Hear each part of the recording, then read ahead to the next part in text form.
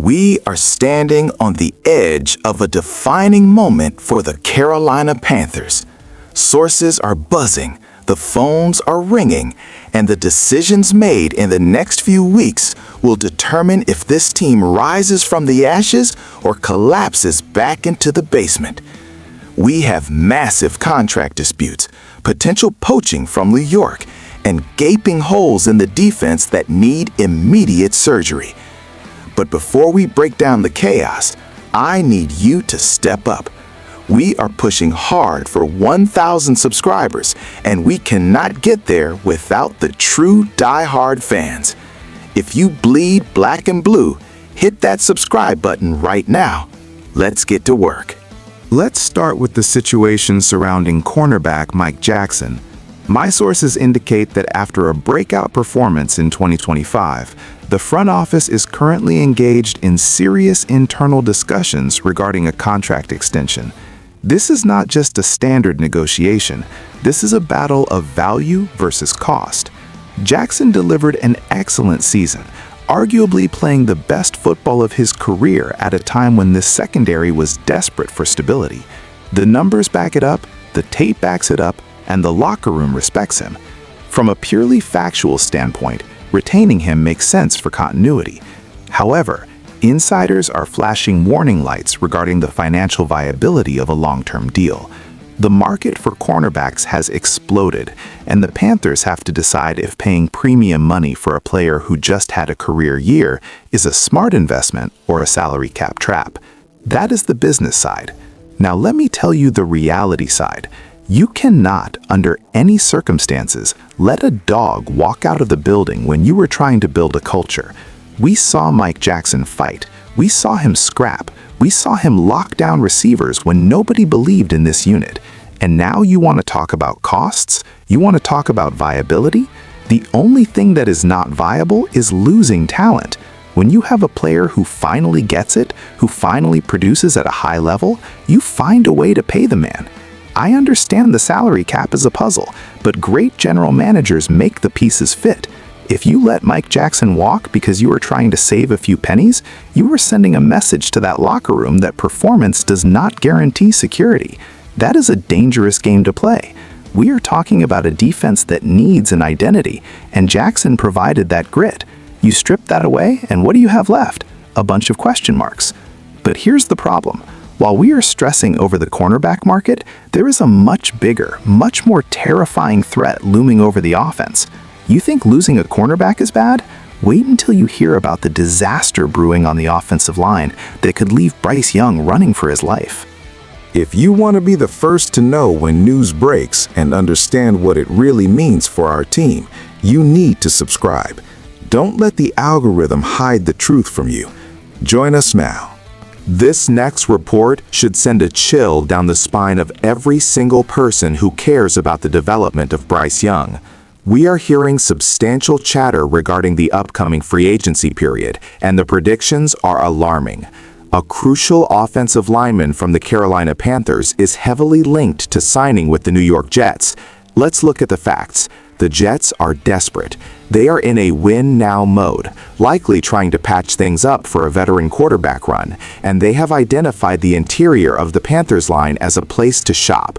We are talking about a potential exit of a key protector, a guy who was instrumental in keeping the pocket clean. If this prediction holds true, it represents a significant, tangible loss for Carolina. You cannot simply plug and play offensive linemen in this league and expect the same results. Chemistry takes time. Continuity is king. And now for the emotional reality check. Are you kidding me? We spend years trying to fix this offensive line. We invest millions, we draft, we sign, and the very second we get a semblance of stability, we might lose a cornerstone to the New York Jets? This is unacceptable. Bryce Young needs a wall. He does not need a turnstile. He does not need a new best friend at guard every 6 months. He needs security. If the front office allows a key lineman to walk out the door to join the Jet circus, they are essentially pulling the rug out from under their franchise quarterback. You cannot evaluate Bryce Young if he is on his back. You cannot evaluate the offense if the pocket collapses in 2 seconds. Losing a starter on the line is not just a roster move, it is a strategic failure.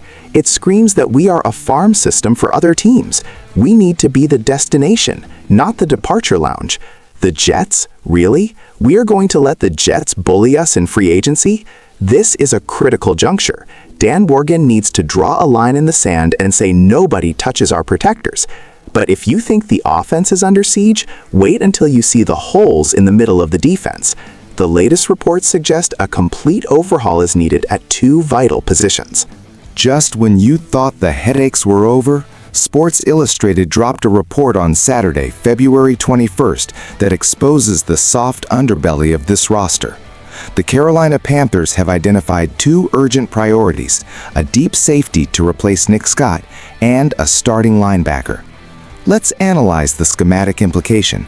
The term deep safety is specific. They are not looking for a box safety.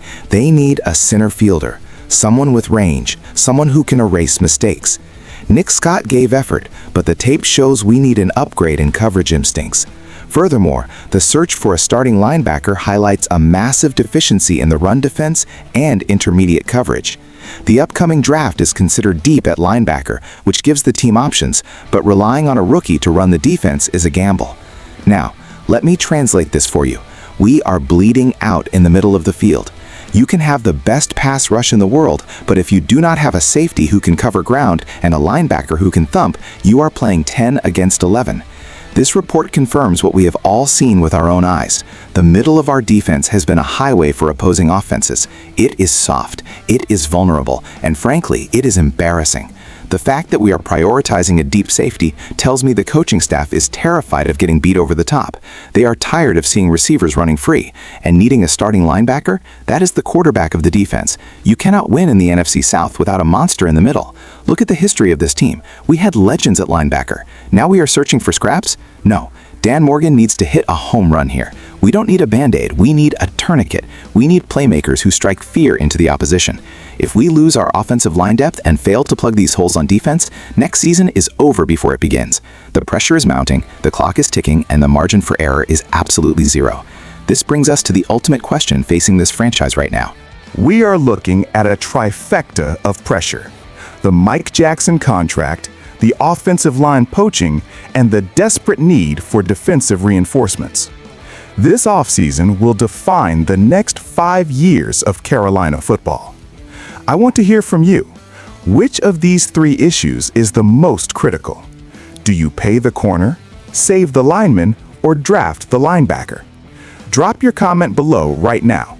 I read every single one. This is our team. This is our passion. Keep pounding, stay angry, and I will see you in the next video.